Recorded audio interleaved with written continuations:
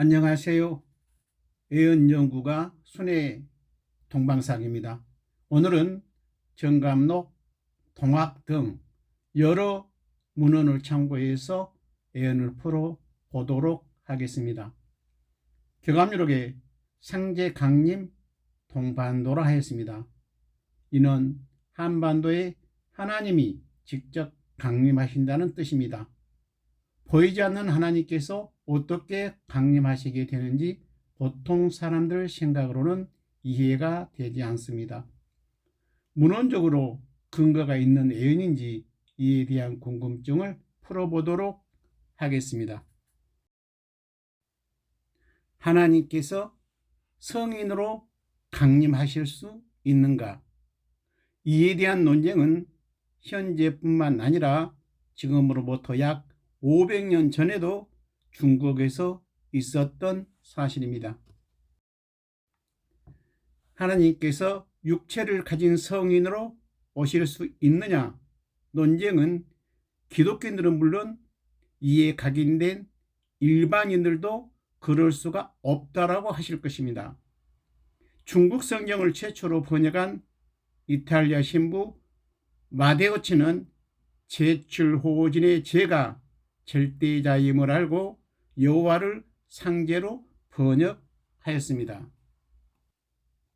당시 중국 학자들은 하느님이 동방 성인으로 오셨다고 주장하였으나 신부는 절대자인 여호와는 신이시며 성인으로 오실 수 없다고 끝까지 주장하였고, 학자들은 이를 논리적으로 설득하지 못했습니다.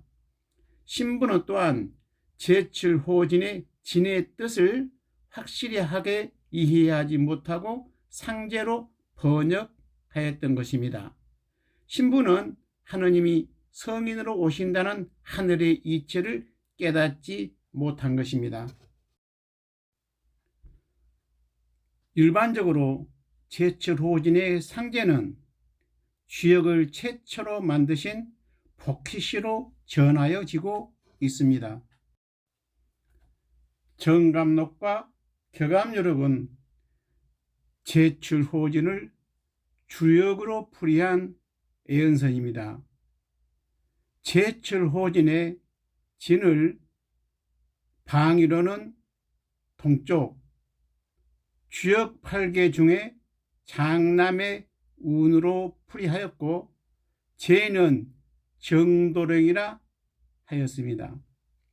그렇다면 제출호진의 제는 정도령과 같은 분임을 알 수 있는 것입니다. 손지는 계룡을 뜻하므로 비결의 성인을 계룡산 정도령이라 기록하고 있습니다. 이는 하느님께서 한반도에 강림하시어 육신을 입고 하늘의 뜻을 이루게 됨을 예언하고 있는 것입니다.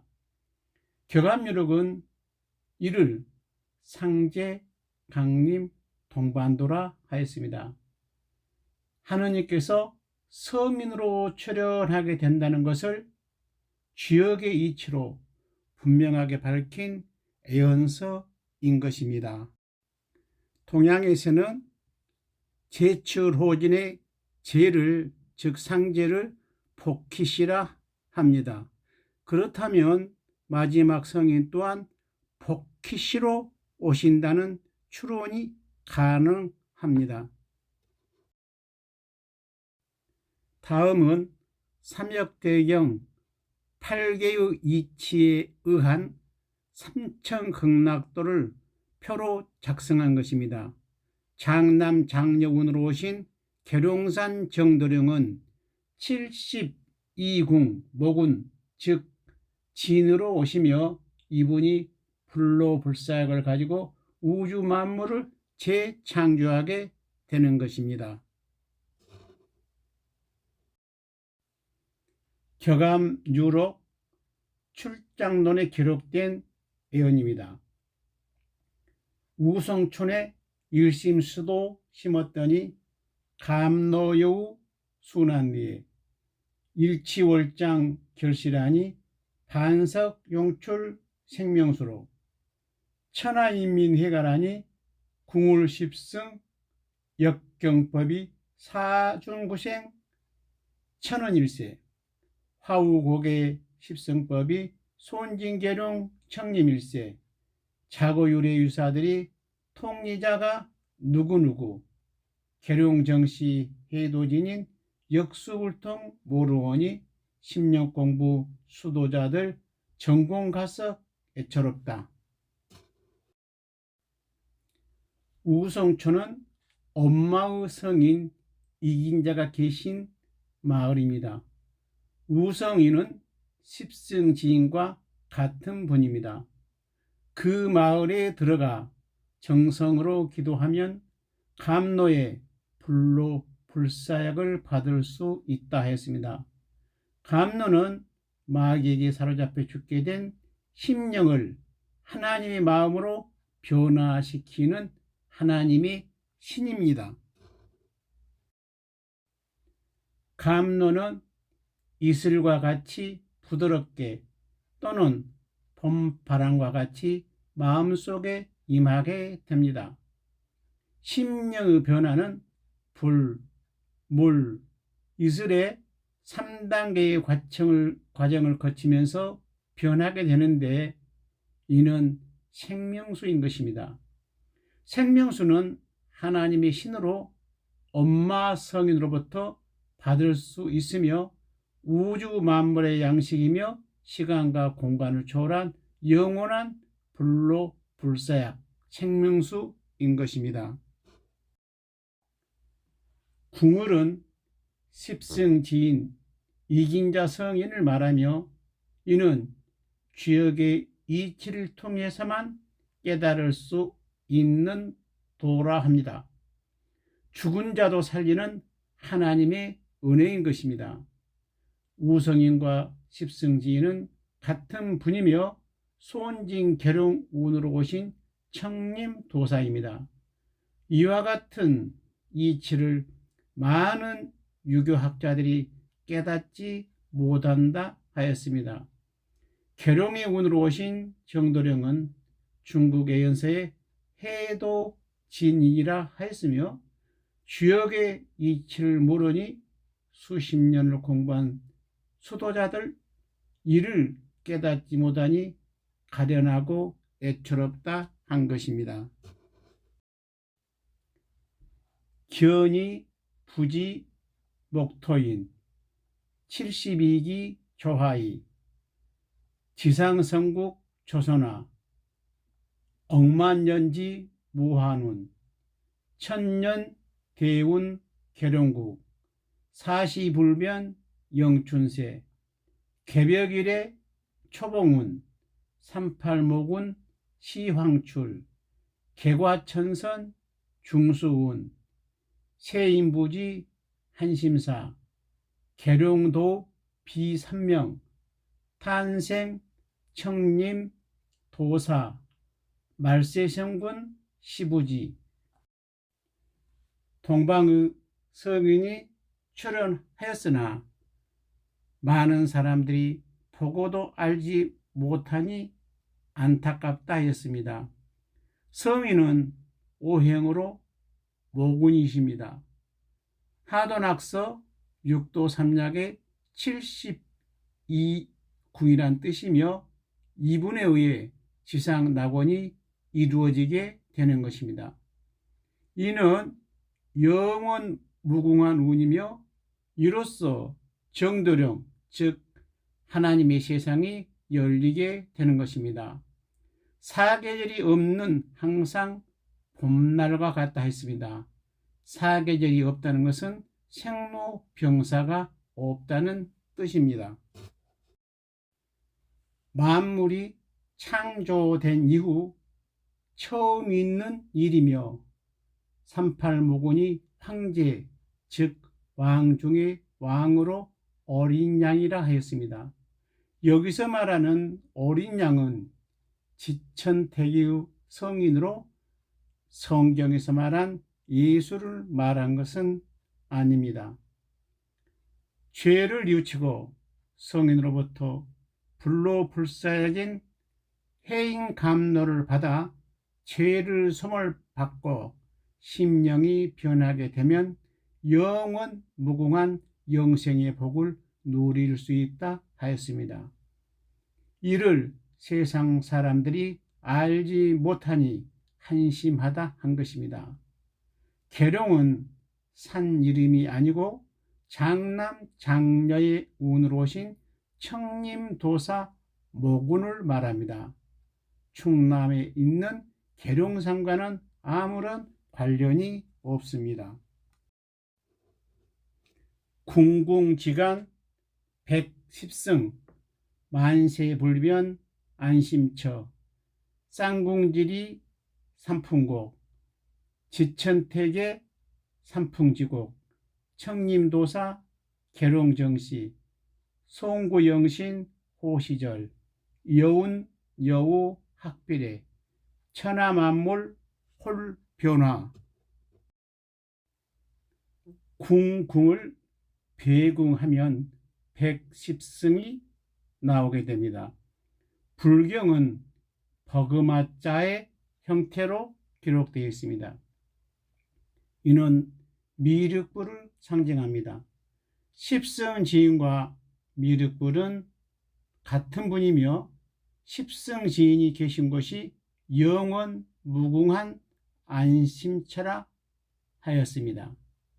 십승지인은 하늘의 권능인 해인감로를 가지고 오신다 합니다.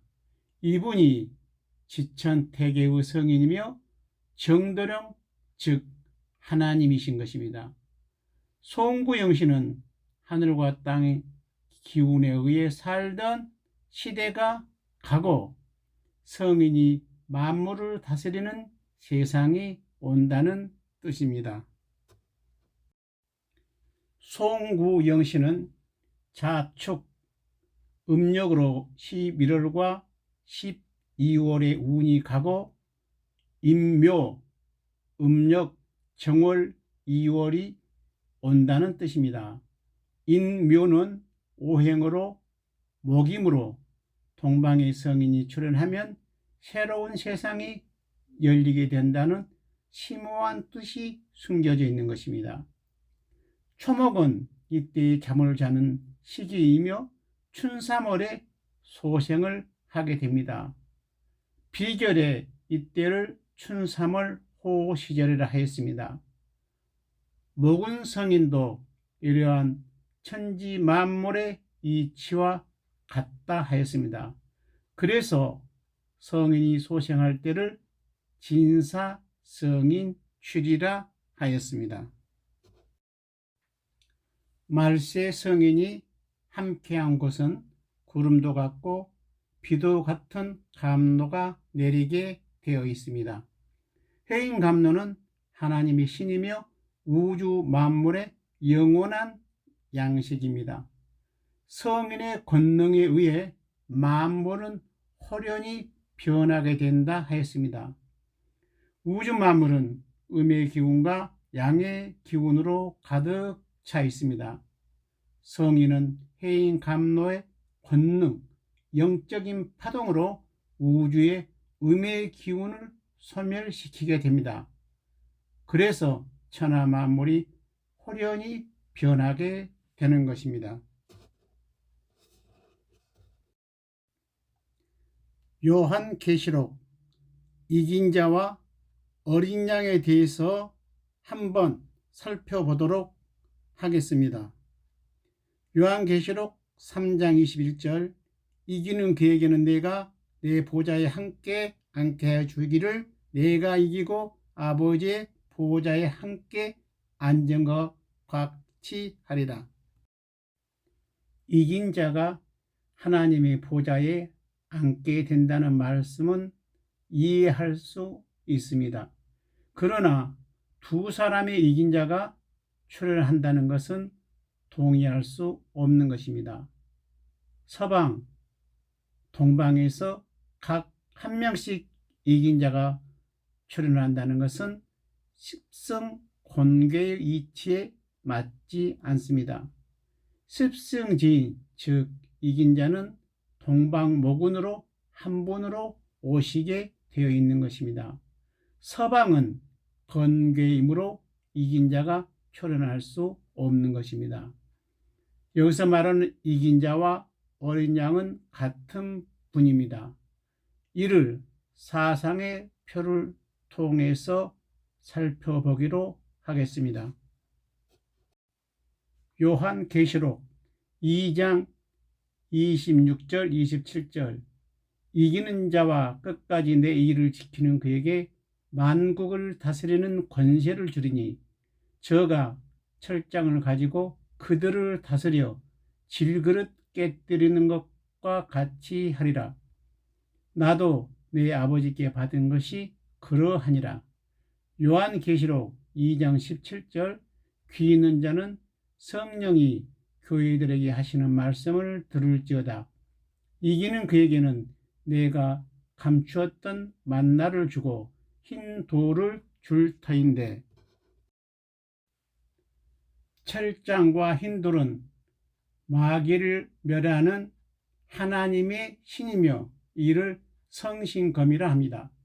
만나는 생명수입니다. 불로불사에겐 해인과 압로는 마귀를 멸하는 하나님의 권능이며 생명수이며 심판하는 영적인 물질인 것입니다. 이긴 자는 반드시 불로불사역을 가지고 오시게 되어 있는 것입니다. 그 성은 해나 달의 비침이 쓸데없으니 이는 하나님의 영광이 비치고 어린 양이 그 등불이 되심이라. 만국이 그 빛 가운데로 다니고 땅의 왕들이 자기 영광을 가지고 그리로 들어가리라. 낮에 성문들을 도무지 닫지 아니하리니 거기에는 밤이 없음이라. 하나님과 어린 양은 같은 분입니다. 천자인 어린 양의 머리 위에 하나님의 영광의 빛이 발하게 되는 것입니다. 영광의 하나님의 영자를 보면 동방의 성인 모군이 빛을 발하게 됨을 알 수 있는 것입니다. 우주 만물은 그 빛에 영원히 살게 되는 것입니다. 계시록 22장 또 그가 수정같이 맑은 생명수의 강을 내게 보이니 하나님과 및 어린 양의 보좌로부터 나와서 이사야 60장 일어나 빛을 발하라. 이는 내 빛이 이르렀고 여호와의 영광이 내 위에 임하였음이니라. 보라, 어둠이 땅을 덮을 것이며 캄캄함이 만민을 가리려니와 오직 여호와께서 내 위에 임하실 것이며 그의 영광이 내 위에 나타나리니. 선천과 후천의 표를 보면 하늘의 며느리와 땅의 아들이 혼인하는 것과 같은 이치입니다. 며느리는 백이며 아들은 목입니다. 백목, 영목, 쌍사인이라 하였습니다. 불사역의 약자를 보면 이치를 깨달을 수 있을 것입니다. 일어나 빛을 발하라 하는 때는 춘삼월 진사라 했습니다. 영광의 빛을 발할 때 새 하늘과 새 땅이 지상에 이루어지게 되는 것입니다. 정감록과 교감유력은 주역의 제출 호진, 즉 하나님이 동방성인으로 강림하신다는 이치를 주역으로 풀어놓은 예언서인 것입니다. 500년 전 중국 학자와 마테오르치 신부가 풀지 못한 하늘의 비밀 문서를 풀었던 것입니다. 성인은 주역의 지천태계로 오신 분이며 불로불사를 가지고 이긴 자로 출현하여 우주 만물을 새롭게 창조하게 되는 것입니다. 끝까지 함께 하여 주신 구독자 여러분 감사합니다.